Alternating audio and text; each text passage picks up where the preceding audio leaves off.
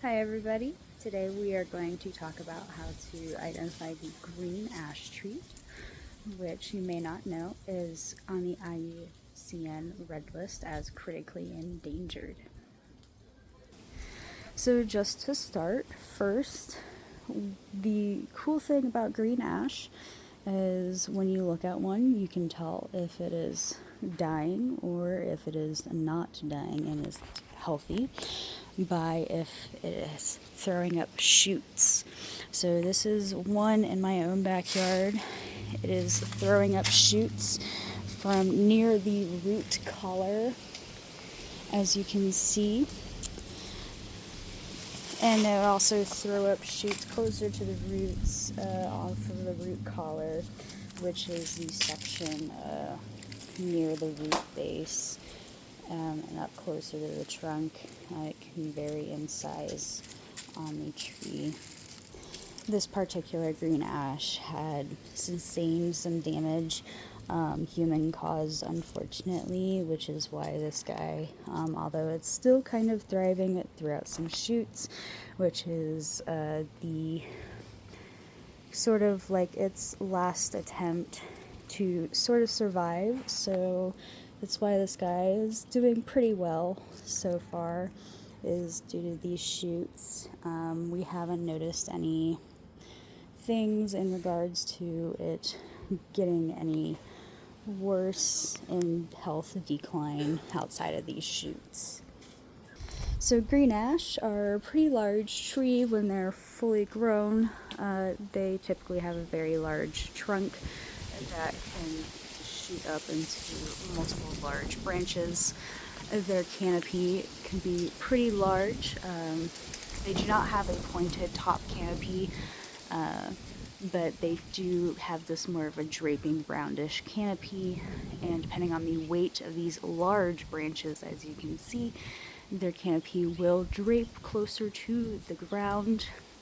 Some of them will get pretty close to the ground where you can touch the branches with the leaves on them.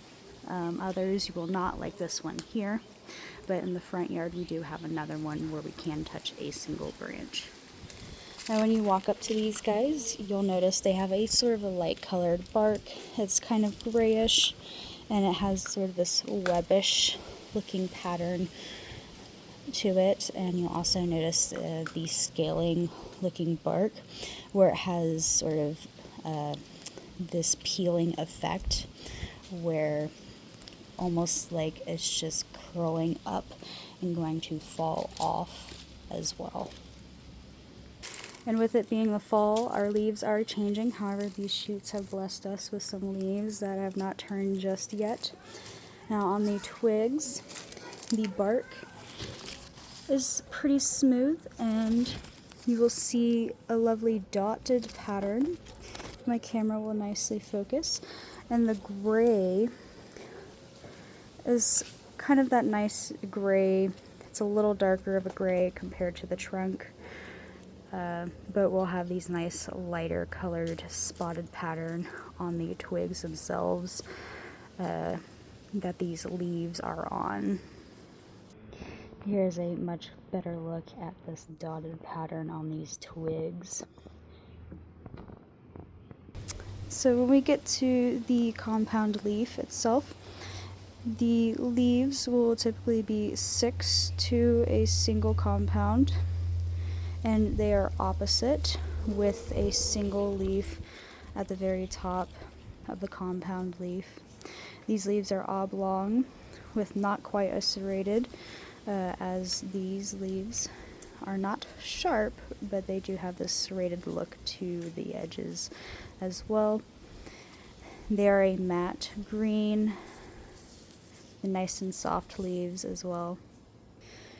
Typically the leaves will have a pointed edge, but sometimes you'll see them, like this one here has been nice and eaten, or you'll see this young one, it's not quite as pointed. They'll be nice and rounded, but others will be nice and very sharply pointed at the end. So the variance in pointed won't be as dramatic. And then on the underside, Be a nice light green, and the main vein will be much lighter on the underside.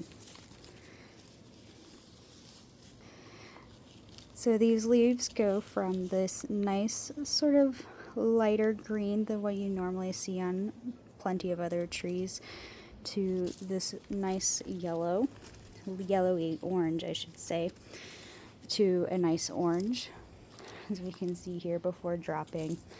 And there you have it. That is your green ash. Everyone have a great day.